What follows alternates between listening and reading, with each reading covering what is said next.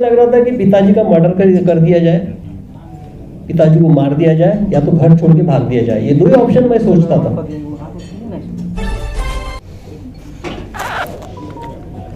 बहुत ज़्यादा माइक हो गए भाई। तो पटना 12 साल बाद, पहले इतने माइक नहीं रहते थे। चलो अच्छा है, अवेयरनेस है और अलर्ट है मीडिया, अच्छा लगा। सबसे पहले तो आप लोग यहाँ पे आए, शॉर्ट नोटिस पे आए, इसके लिए मैं आपका शुक्रिया अदा करता हूँ। उसके साथ साथ हालांकि मैं वोकल नहीं था इस बुक के बारे में कि कुछ बोलना है या कमर्शियल टाइप से इसको पब्लिसाइज करना है, लेकिन ये मंजित जो मेरे बाजू में बैठा है, इसी का एफर्ट था कि नहीं सर आपको आना पड़ेगा, क्योंकि लोगों को पता नहीं है। और इनफैक्ट जब कल एफबीपी पोस्ट डालने के बाद सहरसा से 4 मैसेजेस मंजित ने फॉरवर्ड किए हैं, उनको भी पता नहीं था कि बुक कहाँ पे है करके, हालांकि डिस्ट्रीब्यूशन में सहरसा में भी है। तो मुझे लगा कि नहीं ठीक है, जाना चाहिए। और मनीष जी जिन्होंने खुद होके इसमें इनिशिएट करके बोला कि सर मैं इसको डिस्ट्रीब्यूट करूँगा और मेरा ये सौभाग्य होगा, उनका भी थैंक्स। और हमारे बाजू में मृणाल जी है, तो सबका परिचित चेहरा है ये, तो उन्होंने इनिशिएट किया इस कार्य के लिए। सारा जो आप लोगों से कम्युनिकेशन उनका ज़्यादा था, वैसे हमारा कम्युनिकेशन तो उस टाइप से नहीं था, इसलिए उन्होंने इनिशिएट किया यहाँ पे, उनका भी थैंक्स। अब मैं किताब पे बात करूँगा।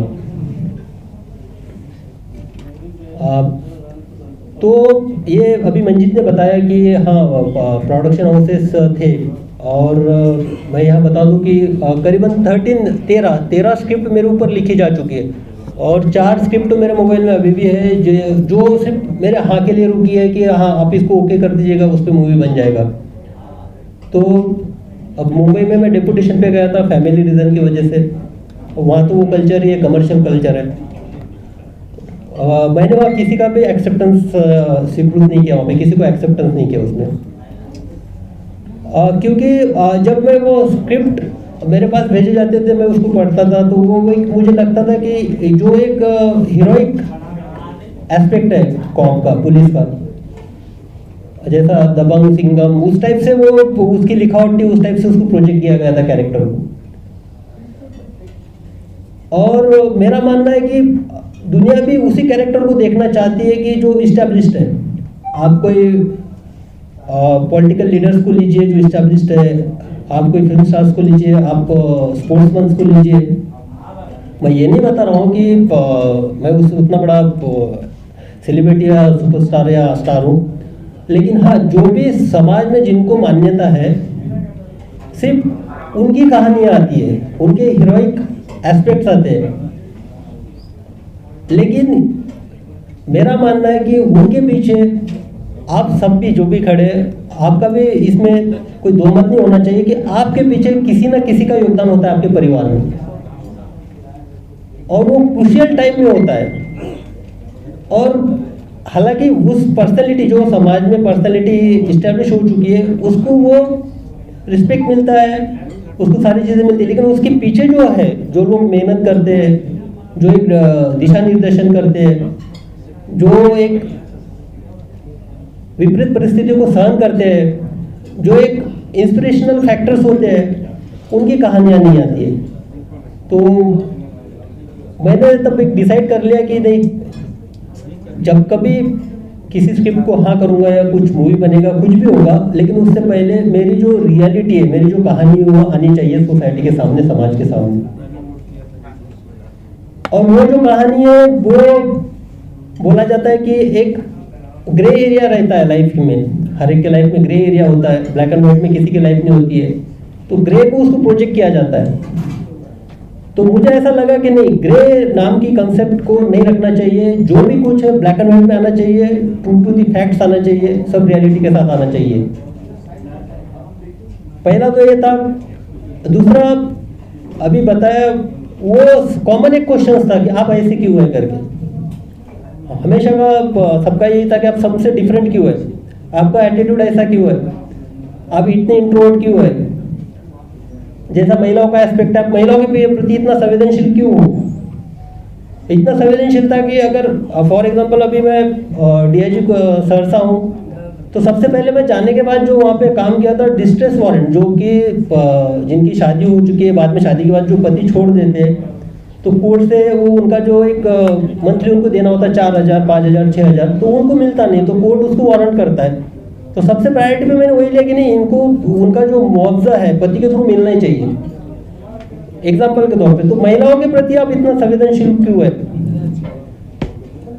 और यंगस्टर्स की बात की है, यहाँ पे वही मिंटो कॉलेज, मिंटो हॉस्टल, वही सारा चीज़ यहीं पे है, अभी वही यूनिवर्सिटी के कॉलेजेस है। मैं भी CTSP के तौर पे था। आप लोग उस वक्त मोस्ट ऑफ द लोग थे, फील्ड पे सबने देखा है, पुलिसिंग का तरीका भी देखा है।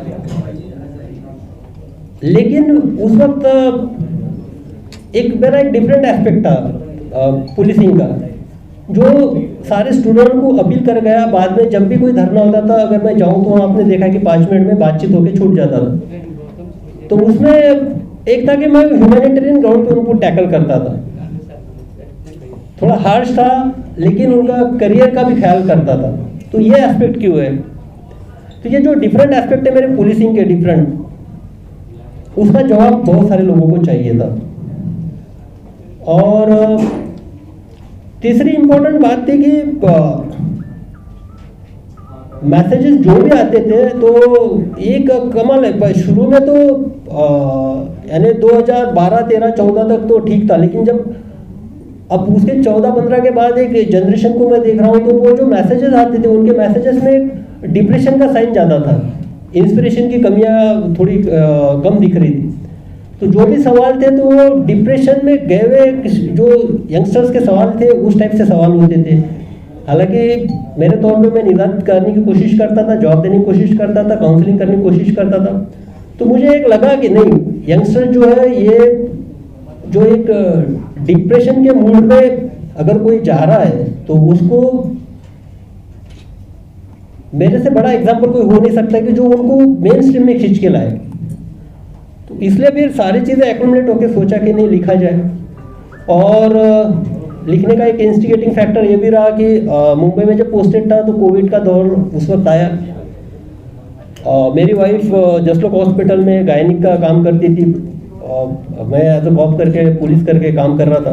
तो उस वक्त जो लोगों में एक डर देखा, परिवारों को टूटते हुए देखा, पूरे परिवारों को तुरंत निराश होते हुए देखा, और एक आपदा आने के बाद जो एक परिस्थितियों से भिड़ने का जुनून चाहिए आदमी में, हमेशा रहा है। नहीं तो वही प्री मैच्योर स्टेज से जब से आदमी बना है, आज जितना कल्चरली डेवलप हुआ है, वो कहाँ मिसिंग है। तो वो जो एक कोविड का दौर है, उस वक्त लगा कि नहीं, अभी राइट टाइम है, पेन डाउन करना चाहिए। कोविड में वैसे भी मूवमेंट सब बंद थे, लॉ एंड ऑर्डर का थोड़ा इशू था, उसमें जाना पड़ता था, समय मिला मुझे, और मैंने पेन डाउन शुरू कर दिया और मैंने लिखा। अब मैं ये बताता हूँ कि मेरी जो लाइफ है, आज मैं जब पीछे देख के ये बुक जब लिख रहा था, तो पहले तो पहला चैप्टर लिखने से मुझे करीबन 1 महीना लग गया, लिख नहीं पा रहा था। लिखते वक्त एक तो कलम, हाथ थरथरा रहे थे, कलम रुक रही थी, आंसू आते थे कि इसको लिखना चाहिए कि नहीं लिखना चाहिए। फिर मैंने माँ से बात किया मेरे कि ऐसी ऐसी बात है, मैं लिखना चाहता हूँ। तो माँ का भी ऑब्जेक्शन था, माँ बोल रही थी कि नहीं, इसको छोड़ दो, जो हो गया बीत गया, ऊपर वाला सब करता है, सब ठीक ही करता है। तो फिर और 1 महीने के लिए वो बीच में ब्रेकडाउन हो गया, नहीं लिखा गया। बाद में और सोचा, कोविड का दौर देख रहा था, मैंने बोला नहीं, लिखना चाहिए। और मैंने कोशिश की और शुरुआत की। शुरू में 2-3 महीना मुझे तकलीफ हुई लिखने में चैप्टर्स, क्योंकि जो अनुभव थे वो काफ़ी सेंसिटिव थे, काफ़ी दर्द भरे थे, लेकिन मैं लिखते गया। बाद में फ्लो आने के बाद तो पूरा कंप्लीट हो गया। तो मेरा जो जर्नी है, वो जर्नी इंजीनियरिंग तक था, इसमें आया है। हीरोइक इसमें कुछ नहीं है, लेकिन हाँ, आपके लाइफ में आपके माँ का क्या रोल होता है, पिता का क्या रोल होता है, आपके भाई बहन का क्या रोल होता है। मैं ये दावे के साथ बोल सकता हूँ कि अगर आप एक किताब पढ़ेंगे तो हर तीसरे या चौथे परिवार की यही कहानी होगी। वो इसलिए क्योंकि जिस तरह से मेरा बचपन गुजरा है उसमें मुझे एक दिन ऐसा नहीं लग रहा था कि उस दिन मुझे लग रहा था कि पिताजी का मर्डर कर दिया जाए, पिताजी को मार दिया जाए, या तो घर छोड़ के भाग दिया जाए। ये दो ही ऑप्शन मैं सोचता था। अब उस टाइप की सिचुएशन में आप है कि जिसमें आपको लगता है कि आपके पिता की आप हत्या करने पे एकदम मानसिकता पे है, या तो घर छोड़ के भागने की मानसिकता से। अब उस मानसिकता से मैं गुजरा, एक माँ ने सपोर्ट किया, और आज आप लोग सब देख रहे हैं, आपको सारी चीज़ें हीरोइक चीज़ें दिखती है। जब मैं पीछे जाके देखता हूँ तो वो एक मोमेंट होता है। उस मोमेंट में अगर मैं ऐसा कोई डिसीजन लेता था, घर से भाग जाता था या कुछ मेरे हाथ से अनबन हो जाता था, तो आज मैं लोगों की सेवा नहीं कर पाता था। इसलिए जो भी सिचुएशन है, सिचुएशन में आपको डेफिनेटली इंस्पायर करेगी ये बुक। ये बात तो पक्की है कि सिचुएशन से लड़ने का तो सिखाएगी। और शायद माँ को जो उसका सेक्रीफाइस है मैं कुछ दे तो नहीं पाऊंगा, लेकिन हाँ ये मुझे लगा कि एक बार लिख के उसके अनुभवों को मैं आपके सामने बयां करूं। और जो टाइटल के बारे में भी थोड़ा कश्मकश था कि टाइटल क्या रखा जाए। अब ऐसे ही सोचते सोचते पहले तो माँ का नाम डिसाइड किया था रखने का, लेकिन बाद में बोला नहीं, ये जो जर्नी है वो माँ की जर्नी नहीं है, ये जर्नी है एक एम्ब्लेम की। Emblem means lion. Lion means मैं अपने आप को खुद को लॉयन नहीं बोल रहा हूँ, लेकिन मेरे जो शोल्डर पे लॉयन आया है उसके पीछे अगर कोई है खड़ी, वो मेरी माँ है, वो वुमन है। और मैंने वहाँ स्पेशली माँ का नाम नहीं लिखा, तो माँ का यहाँ पे वुमन डाला। वुमन मीन्स हर महिला की वो कहानी हो सकती है जो अपने बेटे को अपने कंधे पे अशोक स्तंभ तक पहुँचा सकती है। तो समाज के लिए मुझे लगता है कि ऐसे दौर में मुझे पढ़ना चाहिए। और आपके कुछ अगर सवाल है तो आप बताइए। Any question? कोई भी सवाल अगर आपको हो तो पूछ सकते हैं आप। अच्छा, पुलिस की जो लाइफ होती है 24 आवर लोगों के लिए होती है, उस बीच कैसे आपने इतना सोचने के लिए टाइम निकाला, फिर लिखने के लिए निकाला, फिर आपने पेन डाउन करके लिख डाला? ये मैं कोविड को धन्यवाद देता हूँ, क्योंकि उस वक्त एक्चुअली सिचुएशन थी और कोविड में पूरा मुंबई बंद था। पूरा जो लॉकडाउन था उसमें हमारी नाकाबंदी की ड्यूटियाँ लगती थी और उसमें समय मिल जाता था। और दूसरी बात है कि वो इसलिए भी फेथ इम्पोर्टेंट था क्योंकि हम आसपास दर्द देख रहे थे उस वक्त इमरजेंसी में वाइफ भी मेरी वहाँ पे स्पेशली। अब कोविड होने के बाद तो ये कहे कि आप कोविड के लिए अलग से वार्ड बना रहे हो, लेकिन जो प्रेग्नेंट है उनका क्या, उनकी डिलीवरी का क्या, कोई हाथ लगाने के लिए तैयार नहीं है। तो उसका भी डेली आके 1-2 केसेस वो सुनाती थी। मैं तो फील्ड पे था ही, तो लगा कि नहीं, ये समाज का जो एक फेज है उस फेज को तो नहीं लिखना चाहिए, लेकिन हाँ हम पे जो बीती है वो तो लिखना चाहिए। हालांकि वाइफ के बारे में कुछ नहीं है इसमें, ये तो मेरी जर्नी है। सर करीबन कितने महीने लगे इसको? मुझे करीबन 1 साल लगा मुझे लिखने में, पूरा ये होने में।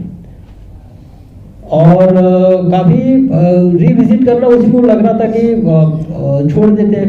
लेकिन एक बात है कि बचपन में जो मुझे पिताजी एक विलन लगते थे। हाँ, एक इम्पॉर्टेंट बात है कि जो मैंने ब्लैक एंड व्हाइट की बात बताई, मैंने ग्रे एरिया रखा नहीं। मेरे से भी गलतियाँ हुई है, आप में से भी बहुत सारे लोगों ने गलतियाँ की होगी बचपन में। मैंने गलतियों को भी नहीं छुपाया है। आप पाएंगे कि सिंपली जो गलती हुई है उसको मैंने पेन डाउन किया उसी तरह। कितनी उम्र रही होगी जब आपने ये सोचा पिताजी के बारे में या घर छोड़ने को लेकर के? ये एक्चुअली जब आपको समझ आना शुरू हो जाती है। मैं तो भाई पहले स्टैंडर्ड में जाने के बाद, वैसे तो उससे पहले एक साइकोलॉजी बनी थी, लेकिन फर्स्ट स्टैंडर्ड में जाने के बाद जब मैं बच्चों के माँ पिताजी से वो आते थे, उनका केयर करते थे स्कूल में, जब उनका देखा आप कि किस तरह से वो सेंसिटिव है अपने बच्चों के पढ़ाई के बारे में, करियर के बारे में, उनके हॉबीज़ के बारे में, उनके फेस्टिवल्स के बारे में, उनकी खुशियों के बारे में। तो जब आउटवर्ड देखना शुरू किया तो मुझे और थोड़ा और वो एग्रेसिवनेस आते गए कि यार ये क्या है भाई, हम क्यों पैदा हो गए ऐसे करके, हमारे साथ ही क्यों अन्याय है, क्यों। हालांकि उस वक्त एक अंदरूनी झगड़ा चलता था, तब विश्वास रखना कि नहीं रखना, लेकिन माँ हमेशा बोलती थी, वो माँ 4 दिन तो फास्ट रखती थी और भगवान भगवान करती थी। तो मैं हमेशा बोलता था उसको कि तुझे क्या दिया भगवान ने, बताओ, तुम्हारे लाइफ में इस टाइप से एक राक्षस को भेज दिया।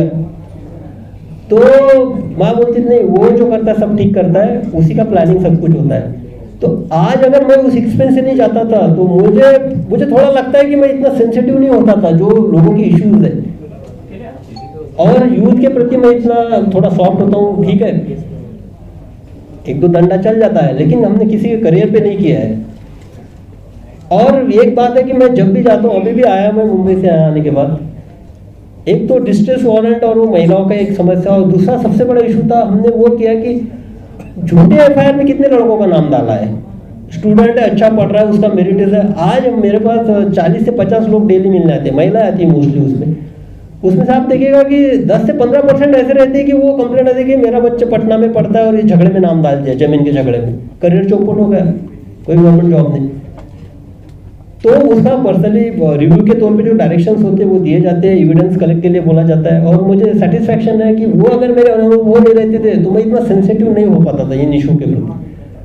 पटना की लड़कियों के बहुत दिल के करीब थे, वहीं से प्रेरणा मिली थी क्या कि माँ ने जिंदगी दी थी और आगे बढ़ाया था? नहीं भाई, ये तो पटना की लड़कियों का इंडिविजुअल मैटर है, हम तो कभी करीब रहे नहीं, वो उनका पर्सनल चॉइस है। हमारे से तो आप देखिएगा, अब इतने मैसेजेस आते हैं, लेकिन ये कोई बोल नहीं सकता है कि भाई कॉल बैक है, रिवर्स कोई मैसेज किया है। और पर्सनल चॉइस होती है, अपना अपना लाइफ होता है, उसमें भी मुझे कुछ कमेंट करना नहीं है। लेकिन हाँ, उनका भी मैं थैंक यू करता हूँ कि उन्होंने अप्रिशिएट किया। अब वो उसके बाद ये है कि उन्होंने एक की बात है कि सेफ्टी भी तो देखिए। आप ये बोलते हैं कि लड़का पटना की लड़कियाँ ये करती थी, लेकिन रात को 1 बजे भी कॉल करने के बाद हॉस्टल की कोई समस्या है तो मुझसे शेयर करती थी, अपने माता पिता से नहीं करती थी, क्योंकि लगता था कि उसको हॉस्टल से निकाला जाएगा। कोई लड़के इससे रिलेटेड इशू है तो हम मुझसे शेयर करती थी, ताकि उसमें एक ट्रस्ट था, एक फैक्टर था ट्रस्ट का बहुत बड़ा, कि नहीं ये मेरा भाई है, ये मुझे इस चीज़ से निकालेगा, ये मुझे बचाएगा। और वो आज तक बरकरार है। आप मेरे सोशल मीडिया के इसमें आप ये बिलीव नहीं करेंगे कि सिर्फ यहाँ से नहीं आता है, बिहार की लड़की अगर वहाँ कोटा में भी है, वैसे भी मुझे मैसेजेस आए हुए, बेंगलोर में भी वैसे भी मैसेज आए, उसमें मैंने जितना हेल्प हो सकता है मैंने की है। मेरे बैचमेट्स हैं, मेरे जूनियर से वहाँ बात करके, पुलिसिंग से रिलेटेड कोई भी इशू हो, कोई डिप्रेशन की इशू हो, तो वो तो चलता है, वो निरंतर सिलसिला है। और ये मुझे लगता है विश्वास कुछ रहता है तभी विश्वास बनता है। किताब